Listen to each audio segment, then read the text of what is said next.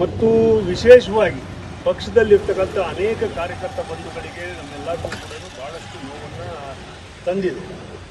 ಹಾಗಂತ ಹೇಳಿಬಿಟ್ಟು ವರಿಷ್ಠರು ತಗೊಂಡಿರ್ತಕ್ಕಂಥ ನಿರ್ಧಾರವನ್ನು ನಾವು ಯಾರೂ ಕೂಡ ಚಾಲೆಂಜ್ ಮಾಡೋದಾಗಲಿ ಅಥವಾ ಅದಕ್ಕೆ ವಿರುದ್ಧವಾಗಿ ಮಾಡ್ತಕ್ಕಂಥದ್ದು ಆಗಬಾರ್ದು ಮತ್ತು ಆಗಿಲ್ಲ ಅನ್ನೋದು ನಮ್ಮ ಕಡೆಯಿಂದ ಪೂರ್ಣವಾಗಿರ್ತಕ್ಕಂಥ ಮಾಹಿತಿ. ಇದ್ರ ಬಗ್ಗೆ ಸಾಕಷ್ಟು ಚರ್ಚೆಯನ್ನು ಎಲ್ಲರೂ ಕೂಡ ಮಾಡ್ಕೊಂಡಿದ್ದೀವಿ. ಇದ್ರ ಜೊತೆಗೆ ನಮ್ಮ ಹರೀಶ್ ಅವರಿಗೆ ಸೊಕಾಸ್ ನೋಟಿಸ್ ಕೊಟ್ಟಿರ್ತಕ್ಕಂಥದ್ದಕ್ಕೆ ಇವತ್ತು ಕಡೆಯ ದಿನ ಇದೆ.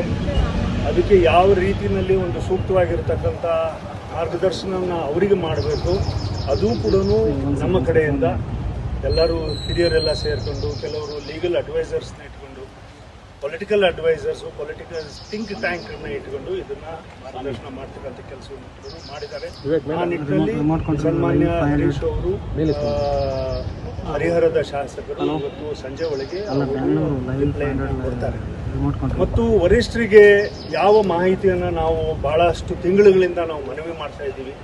ಕರ್ನಾಟಕದಲ್ಲಿ BJPನಲ್ಲಿ ಎಲ್ಲವೂ ಕೂಡ ಸರಿ ಇಲ್ಲ, ಸರಿ ಮಾಡಿಕೊಡ್ಬೇಕಂತಕ್ಕಂಥ ವಿನಂತಿಯನ್ನು ನಾವು ಮಾಡಿದ್ವಿ. ಅದು ಮಾಡಿದ್ದಾಗೂ ಕೂಡ ಒಂದು ಆಘಾತಕಾರವಾಗಿರತಕ್ಕಂಥ ವಿಚಾರವನ್ನು ಇವತ್ತು ನಮಗೆ ಎರಗಿ ಬಂದಿದೆ. ಅದನ್ನು ನಾವು ವರಿಷ್ಠರಲ್ಲಿ ನಾವು ಇವತ್ತಾಗಲೇ ಸನ್ಮಾನ್ಯ ನಮ್ಮ ರಮೇಶ್ ಜಾರಕಿಹೊಳಿ ಅವರು ಈಗಾಗಲೇ ಮನವಿ ಮಾಡ್ಕೊಂಡಿದ್ದಾರೆ. ನಾವು ಯಾವುದೇ ಕಾರಣಕ್ಕೂ ಕೂಡ BJP ಪಕ್ಷವನ್ನು ತೊಡಿತಕ್ಕಂಥ ಅಥವಾ ಹೊಸ ಪಕ್ಷಗಳನ್ನ ಮಾಡ್ತಕ್ಕಂಥ, ಹೊಸ ಯೋಚನೆಗಳನ್ನ ಮಾಡ್ತಕ್ಕಂಥ ಯಾವ ಉದ್ದೇಶಗಳು ಕೂಡ ಇಲ್ಲ, ಆ ಥರ ಯೋಚನೆಗಳನ್ನ ಕೂಡ ಮಾಡಿಲ್ಲ. ಪಕ್ಷವನ್ನು ಪೂರ್ಣ ಪ್ರಮಾಣದಲ್ಲಿ ಸಂಘಟನೆ ಮಾಡಬೇಕು, ಆ ಪ್ರಮಾಣದಲ್ಲೇ ಮುಂದೆ ಹೋಗಬೇಕು. ಮುಂದಿನ 2028ರ ಅವಧಿನಲ್ಲಿ ಪೂರ್ಣ ಪ್ರಮಾಣದ ನಮ್ಮ BJP ಪಕ್ಷವನ್ನು ಗೆಲ್ಸ್ಕೊಂಬರ್ತಕ್ಕಂಥ ನಿಟ್ಟಿನಲ್ಲಿ ನಾವೆಲ್ಲರೂ ಸಂಘಟನೆ ಮಾಡಬೇಕಾಗಿರ್ತಕ್ಕಂಥ ವಿಚಾರದಲ್ಲಿ ಕೂಡ ನಾವು ಮುಂದುವರಿತಾ ಇದ್ದೀವಿ. ಆ ಕಾರಣಕ್ಕೋಸ್ಕರನೇ ಅನೇಕ ಬದಲಾವಣೆಗಳು BJP ಪಕ್ಷದಲ್ಲಿ, ರಾಜ್ಯದ BJP ಪಕ್ಷದಲ್ಲಿ ಆಗಬೇಕು ಅನ್ನೋದು ನಮ್ಮ ಒತ್ತಾಯ ಇತ್ತು. ಅದನ್ನು ವರಿಷ್ಠರು ಗಮನ ಹರಿಸಿದ್ದಾರೆ. ಆ ನಿಟ್ಟಿನಲ್ಲೂ ಕೂಡ ಮುಂದೆ ಹೋಗ್ತಾ ಇದ್ದಾರೆ. ನಮಗೆ ಒಳ್ಳೆಯ ಸುದ್ದಿಗಳನ್ನು ಬಹಳ ಶೀಘ್ರವಾಗಿ ಕೊಡ್ತಾರೆ ಅಂತಕ್ಕಂಥ ವಿಚಾರಗಳು ಕೂಡ ನಮ್ಮ ಮುಂದೆ ಇದೆ. ಆಗಿಯೂ ಕೂಡ ಸನ್ಮಾನ್ಯ ಯತ್ನಾಳಜಿ ಅವರ ಇವತ್ತು ಉಚ್ಚಾಟನೆ ಏನಿದೆ, ನಾವು ವರಿಷ್ಠರಿಗೆ ಬಹಳ ವಿನಯಪೂರ್ವಕವಾಗಿ ನಾವು ವಿನಂತಿ ಮಾಡ್ಕೊಳ್ತಾ ಇದ್ದೀವಿ. ಅದನ್ನು ಮತ್ತೊಮ್ಮೆ ಪರಿಶೀಲನೆ ಮಾಡಬೇಕು. ಇದು ಅನೇಕ ಸಮುದಾಯಗಳಿಗೂ ಕೂಡ ಅದು ಕಡೆಯಿಂದನೂ ಒತ್ತಾಯ ಇದೆ. ಪಂಚಮಶಾಲಿ ಅಂತಲ್ಲ, ವೀರಶೈವ ಲಿಂಗಾಯತರ ಕಡೆಯಿಂದನೇ, ಹಿಂದೂ ಸಂಘಟನೆಗಳ ಕಡೆಯಿಂದನೇ, BJP ಕಾರ್ಯಕರ್ತರುಗಳ ಕಡೆಯಿಂದ ಇವತ್ತಾಗಲೇ ತಾವು ಸೋಷಿಯಲ್ ಮೀಡಿಯಾದಲ್ಲಿ ನೋಡಿದ್ರಿ.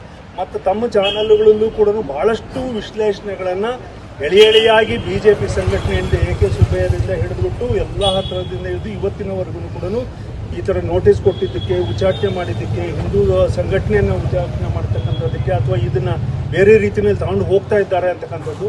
BJP ಪಕ್ಷ ಯಾವುದೇ ಕಾರಣಕ್ಕೂ ಕೂಡ ಹಿಂದೂ ಸಂಘಟನೆ ಇರ್ಬೋದು ಅಥವಾ ಹಿಂದುತ್ವದ ಬಗ್ಗೆ ವಾದ ಇರ್ತಕ್ಕಂಥದ್ದು ಇರ್ಬೋದು, ಪಕ್ಷದ ಸಂಘಟನೆ ಇರ್ಬೋದು, ಇದು ಯಾವುದಕ್ಕೂ ಕೂಡ ಬಿಟ್ಕೊಡಲ್ಲ, ಕಾರ್ಯಕರ್ತರನ್ನ ಬಿಟ್ಕೊಡಲ್ಲ. ಯಾವುದೋ ಒಂದು ಇದೊಂದು ಕೆಟ್ಟ ಗಳಿಗೆನಲ್ಲಿ ಈ ಥರ ಆಗಿದೆ ಅನ್ನೋದು ನಮ್ಮ ಇದು. ಅದನ್ನು ತತ್ಕ್ಷಣ ಅದನ್ನು ವರಿಷ್ಠರ ಗಮನಕ್ಕೆ, ಆದಾಗಿಯೂ ಕೂಡ ಎಲ್ಲೋ ಅಲ್ಪ ಸ್ವಲ್ಪ ನಮ್ಮಿಂದ ನಮ್ಮ ಕಾರ್ಯಕರ್ತರು ಅಂತ ಹೇಳ್ಬಿಟ್ಟು ಸಣ್ಣ ಕಾರ್ಯಕರ್ತರು ನಮಗೆ ತಪ್ಪಾಗಿದೆ ಅನ್ನೋದಾದರೆ ಅದನ್ನು ತಿದ್ಕೊಂಡು ಹೋಗೋದಕ್ಕೂ ಕೂಡ ನಾವೆಲ್ಲರೂ ತಯಾರಿದ್ದೀವಿ ಅಂತಕ್ಕಂಥ ಮಾತನ್ನು ಕೂಡ ಸನ್ಮಾನ್ಯ ಯತ್ನಾಳ್ ಅವರು ಇರ್ಬೋದು, ನಮ್ಮ ಎಲ್ಲ ಜೊತೆಗಿರ್ತಕ್ಕಂಥ BJPಯ ಹಿರಿಯ ಮುಖಂಡರು ಇರಬಹುದು, ಎಲ್ಲರೂ ಕೂಡ ನಾವು ಅದನ್ನು ಗ್ರಹಿಸಿದ್ದೀವಿ. ಆ ನಿಟ್ಟಿನಲ್ಲಿ ಪಕ್ಷ ಏನು ಆದೇಶ ಕೊಡ್ತದೆ, ಯಾವ ನಿಟ್ಟಿನಲ್ಲಿ ನಮ್ಮನ್ನು ಮಾರ್ಗದರ್ಶನ ಮಾಡ್ತದೆ, ಅದನ್ನ ಜೊತೆಗೆ ತಗೊಂಡು ಹೋಗ್ತಕ್ಕಂಥದ್ದನ್ನು ಭಾಳ ತೀಕ್ಷ್ಣವಾಗಿ ನಾವು ತಗೊಂಡಿದ್ದೀವಿ.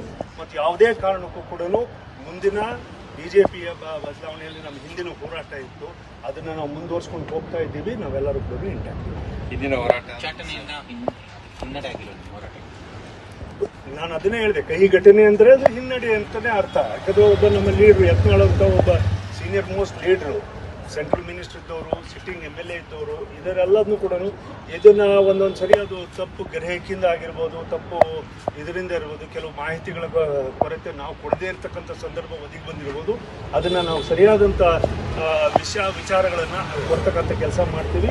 ತಾಜಾ ಸುದ್ದಿಗಳಿಗಾಗಿ ಶೇರ್ ಮಾಡಿ, ಸಬ್ಸ್ಕ್ರೈಬ್ ಮಾಡಿ, ಫಾಲೋ ಮಾಡಿ.